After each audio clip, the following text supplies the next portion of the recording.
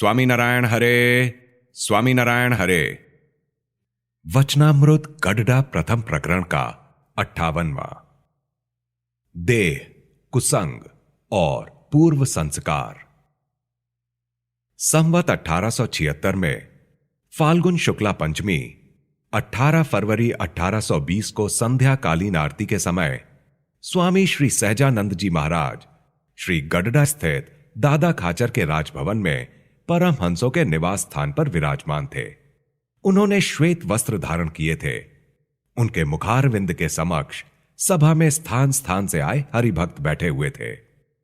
उस समय श्रीजी महाराज बोले कि प्रश्न पूछिए।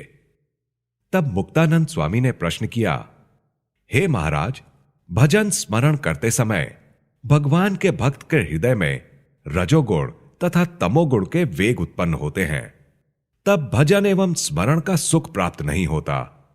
अतः कृपया बताइए कि इन गुणों के वेग कैसे मिट सकते हैं। इस प्रश्न के उत्तर में श्रीजी महाराज बोले कि इन मायिक गुणों की प्रवृत्ति के 3 कारण हैं। देह अर्थात देहात्म बुद्धि, कुसंग तथा पूर्व संस्कार। उनमें देह के योग से जो गुण प्रवर्तमान रहते हों वे आत्मा अनात्मा के विचार द्वारा मिट जाते हैं, और जो कुसंग द्वारा प्रवृत्त हुए हों वह संत की संगत से दूर हो जाते हैं। किंतु रजोगुण तमोगुण के जो वेग उपरोक्त दोनों साधनों के द्वारा भी नहीं टलते, वे पूर्व जन्म के किसी अशुभ संस्कार के योग से निर्माण हुए हैं। उनका टलना अत्यंत कठिन होता है। फिर आनंदानंद स्वामी ने पूछा, यदि पूर्व जन्म के संस्कार मलिन हो तो वे कैसे टल सकते हैं। तब श्रीजी महाराज बोले, जिस पर अतिशय महान सत्पुरुष की प्रसन्नता हो जाए उसके चाहे जितने भी मलिन संस्कार हों वे भी नष्ट हो जाते हैं, और उनके प्रसन्न होने से रंग भी राजा हो जाता है। इसके साथ ही चाहे जितने अनिष्टकारी प्रारब्ध कर्म हो वे सब शुभ हो जाते हैं, और उसके सिर पर चाहे जितना बड़ा विघ्न उपस्थित होने वाला हो वह नष्ट हो जाता है। इस उत्तर पर आनंदानंद स्वामी ने पुनः पूछा, कौन सा उपाय करने से ऐसे महान संत प्रसन्न होते हैं। तब श्रीजी महाराज बोले कि सबसे पहली बात यह है कि महान संत से निष्कपट भाव से जुड़ जाए तथा काम, क्रोध, लोभ, मोह, मद, मत्सर, आशा, तृष्णा, अहंकार और ईर्ष्या आदि का त्याग करें तथा संत का गुलाम होकर रहें, और अंतःकरण में मान की भावना रहने पर भी दैहिक रूप से सबके प्रति विनम्र भाव से रहे, तो उस भक्त पर महान संत प्रसन्न होते हैं। इसके बाद महानुभावानंद स्वामी ने पूछा कि हे महाराज, सत्संग में रहते हुए समस्त अवगुणों का नाश हो जाए और भगवान की भक्ति दिन प्रतिदिन बढ़ती रहे, इसका क्या उपाय है।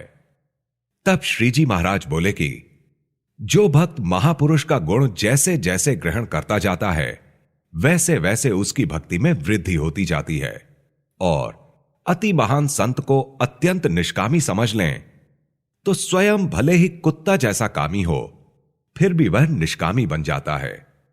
और यदि महापुरुष में कामुकता का दोष सोचने वाला मनुष्य चाहे जितना भी निष्कामी हो फिर भी वह घोर कामी हो जाता है।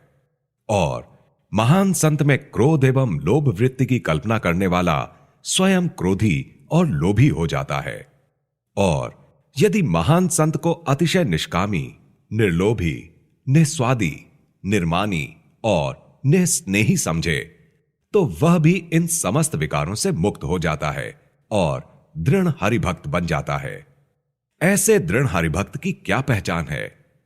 तो जिसे अच्छे शब्द, स्पर्श, रूप, रस और गंध नामक 5 विषयों के प्रति उसी प्रकार अरुचि हो जैसे कोई दुखदायी चीज के प्रति अरुचि रहती है, और एकमात्र परमेश्वर के स्वरूप में ही जिसकी अचल निष्ठा रहती हो, उसी को दृढ़ हरिभक्त जानना।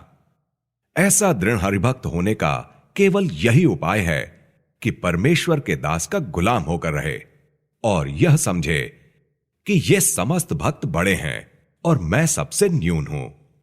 ऐसा जानकर वह हरिभक्त का दासानुदास होकर रहे, और जो पुरुष इस प्रकार रहता है उसके समस्त विकारों का विनाश हो जाता है और दिन प्रतिदिन उसके ज्ञान, वैराग्य, भक्ति आदि शुभ गुण बढ़ते रहते हैं। इति वचनामृतम। इस प्रकार से श्री गडडा प्रथम प्रकरण का 58वां वचनामृत पूर्ण हुआ।